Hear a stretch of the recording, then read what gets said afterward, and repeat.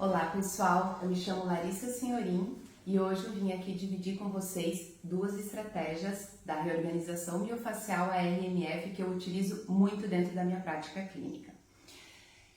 Essas duas estratégias eu utilizo para uma gama muito grande e variadas de pacientes, de sintomas. Porém, é necessário que vocês realizem uma boa avaliação e vejam se essa estratégia ela se enquadra dentro do processo de reabilitação de vocês. Então, eu utilizo com pacientes que apresentam enxaqueca, a pacientes que apresentam disfunção temporomandibular, bruxismo e até ela é muito bem-vinda em pacientes que têm alteração do sono. Só que, claro, ressalvo, depende de uma boa avaliação para ver se vocês podem estar utilizando. Nessa estratégia, o alvo será a região do músculo masseter e a região do músculo temporal. Então, o que diferencia a RMF? Que a gente utiliza cargas mecânicas precisas, como eu já comentei com vocês. Então, nós vamos utilizar dois momentos. Um momento passivo, onde o terapeuta vai estar realizando, o movimento ativo assistido, ou seja, onde você mantém a âncora fixa no tecido e o paciente realiza o movimento.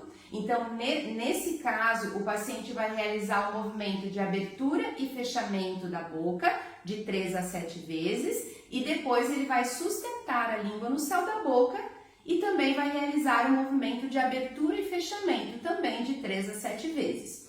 E por fim, a parte ativa, aonde o paciente vai realizar todos os movimentos que essa estrutura faz. Porque a gente preconiza na RMF que a gente trabalha desde a parte da reorganização da estrutura até a função.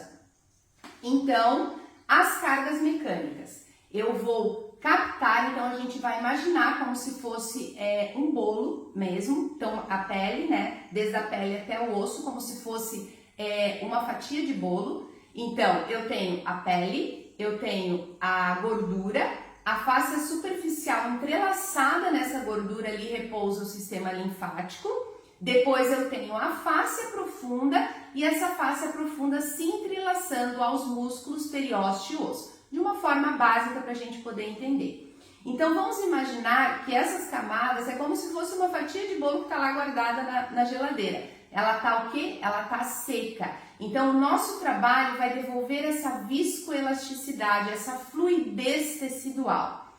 Dentro dos nossos estudos, a GG e eu no nosso mestrado e no nosso doutorado, a gente observou que essas cargas mecânicas, elas ativam mecanismos endógenos de controle de dor, ou seja, sistema adenosinérgico, opioide e canabinoide. Então, ela é uma técnica muito bem-vinda quando o teu paciente apresenta dor. Então, vamos lá. Esses 3 dedos serão os principais que a gente vai utilizar. Então, eu vou fazer aqui no meu braço só para vocês poderem entender. Então, sempre ela é uma carga onde primeiro eu tenho um contato pele. É importante esse tempo de espera, ou seja, do tecido abraçar, entre aspas, a sua mão, aqui nesse caso, os seus 3 dedos. Então, eu realizo como se fosse uma molinha para captar esse tecido. Então, eu passo pele, entro na gordura. Quando eu comecei a entrar na gordura, eu faço um ângulo 45 graus. Então, eu entro na diagonal em um ângulo 45 graus. E ali eu vou indo, mantendo essa sustentação no tecido. Tá? Então, vamos realizar. Então, essa região temporal. Então, eu repouso, esses meus dedos, eles estão apenas sustentando aqui, não há pressão. Então, os meus 3 dedos nessa região temporal. Primeiro eu capto pele. Tem que se conectar com o teu paciente, senão você não vai conseguir realizar. Pele. Passo gordura. a fáscia de pescoço e crânio, ela é uma estrutura diferente do restante do corpo, então realmente é muito bem-vindo cargas mecânicas precisas. Eu falo isso pelos meus estudos e pela minha prática clínica também. Então agora eu passo pele, entro na camada abaixo e agora eu começo a angular dentro da diagonal a 45 graus. Eu só vou poder mudar minha mão para vocês entenderem. Então é como se eu jogasse 2 vetores de força cruzando o crânio do meu paciente. É essa mesma intenção, tá? Então eu vou, capto, diagonal 45 graus e esse vetor de força cruzando. Eu mantenho essa carga sustentada.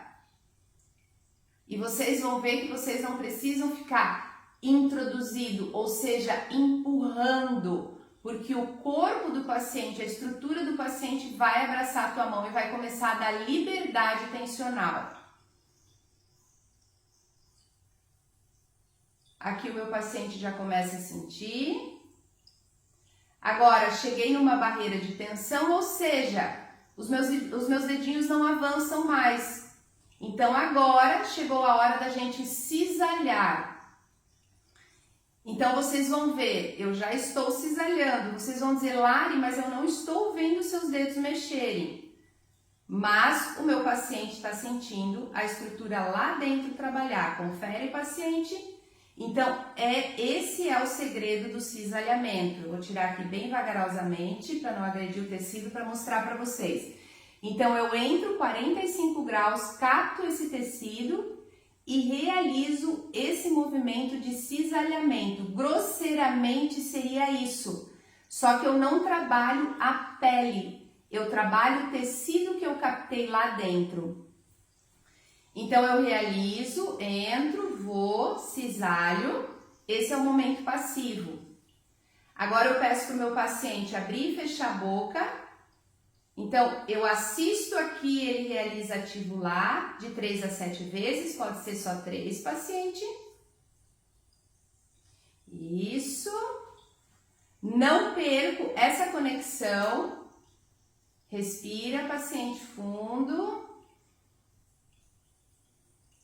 Posso angular um pouco mais aqui na região temporal. Cisalhar passivamente um pouco mais. E agora, sustenta a língua no céu da boca, paciente. Faz a abertura e aqui ele está cisalhando ativamente, 3 vezes também. Isso. Aí. Volto devagar. Eu vou realizar a mesma coisa na região masseter. Sempre é importante vocês observarem como está a angulação da minha mão nessa estrutura, tá? Apesar da face ela ser tridimensional e aceitar cargas de diversos ângulos, o que eu observei na minha prática clínica? Que dependendo da angulação que a gente deposita a nossa mão, a gente tem um resultado melhor, tá? Então aqui eu vou agora na região masseter. A mesma coisa, eu me conecto com o meu paciente, eu passo pele, gordura, entrei no tecido, angulei os vetores de força como se fosse um X cruzando ali, lembra? Isso é a minha intenção. Então eu vou...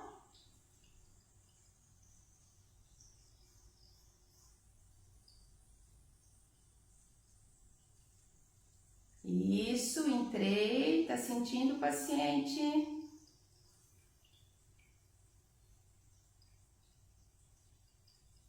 Sustentei, pronto, o tecido abraçou os meus dedos. Agora eu começo a cisalhar. Lembra do cisalhamento? Passivo. E agora, cisalhamento ativo. Abre, paciente, a boca e fecha 3 vezes. Isso. Mantenho a angulação, ganha um pouco mais no cisalhamento passivo. E agora sustenta a língua no céu da boca. Abre, isso. Esse paciente é ótimo, já é praticamente fisioterapeuta.